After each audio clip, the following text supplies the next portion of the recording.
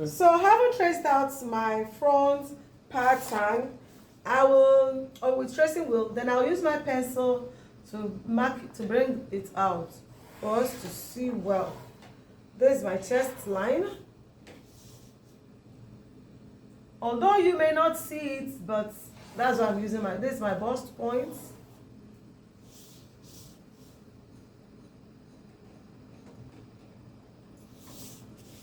This is my dart leg here.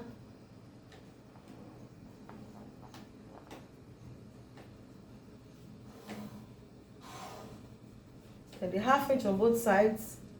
And this time around, like I said, it will get to the bust point line.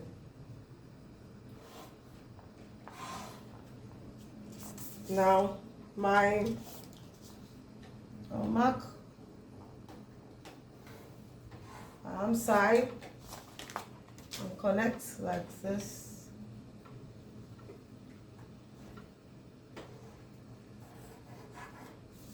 Now connect the sides also together.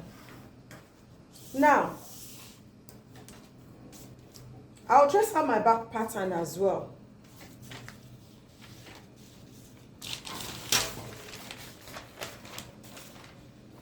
I'll place it here and I'll trace it out.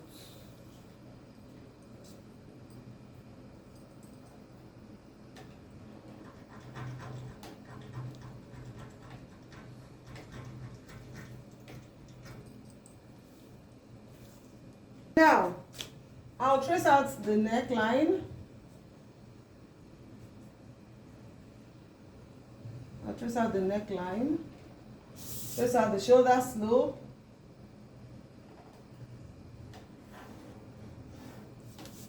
The arm side, the armhole.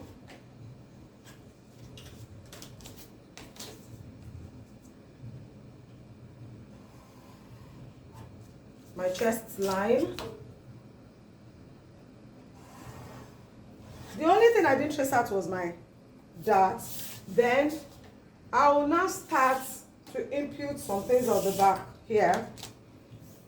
I'll come in by 1/2 inch for my back tightening. And I'll connect it to the chest line.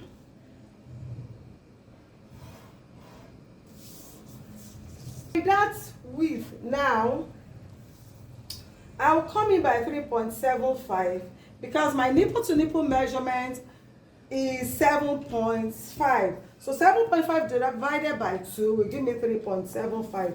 And I'll take it to the chest line. From the chest line, I'll come down by 1 inch. And I'll connect like so.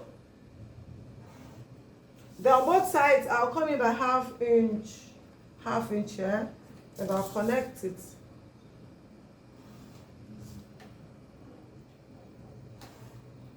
Then my waist measurement will start from here after the back tightening.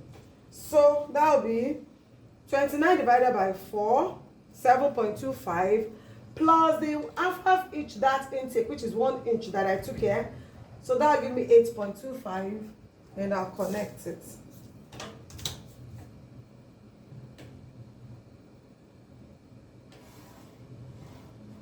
Now, let me make it bold for us to see. That's use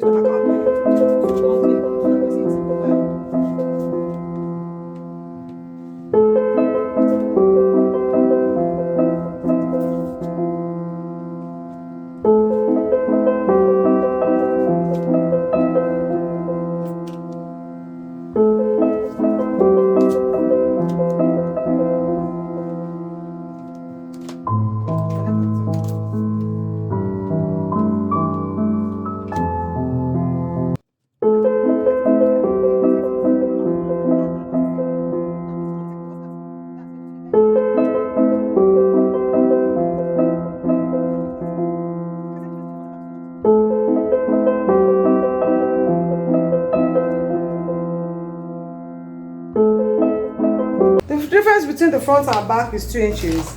So I will come to the bust point here. This is my bust point line. bust point. This is my chest line. I will come out like so. I'll measure 2 inches that I have here, which is the difference from the back and front. I will measure it from the bust point line down. Mark 2 inches there. And I'll connect it to the bust point.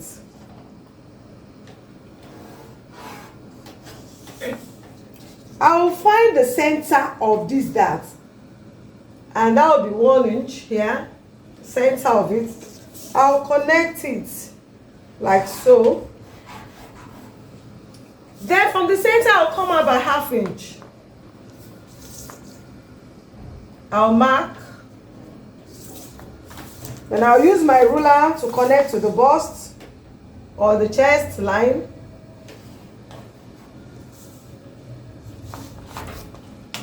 And I'll connect it down as well. Not down to the chest line. I mean, not down to the half waist, but a little bit after the 2 inches mark. Now, let me try and cut it out. Then, I'll cut the front part out. I'll cut the back part out.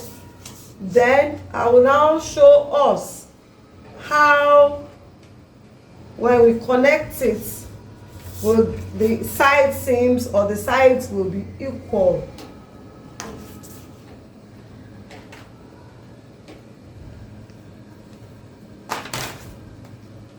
So this is my center front CF. This is my center back CB. So I'll cut it out.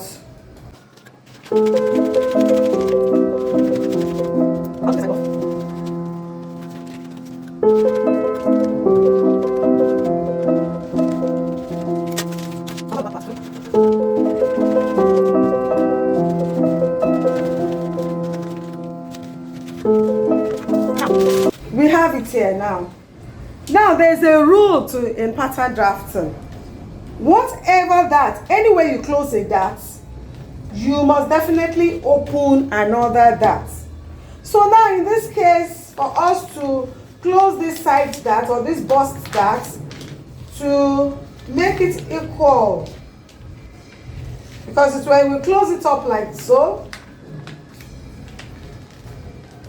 and we close it up like so, like this, you can see this excess here. Just trim it off just a little. Can see the sides matching up. Can see it. Can see that they've matched up together. So there's no how you make a top or a dress like this with this bust dart that it won't give a good fitting. It will sit on the person properly. Then on this dart here, to ease out this dart here, I'll open it because I have to transfer this dart here to this waist dart by opening this dart here. So when I close it up,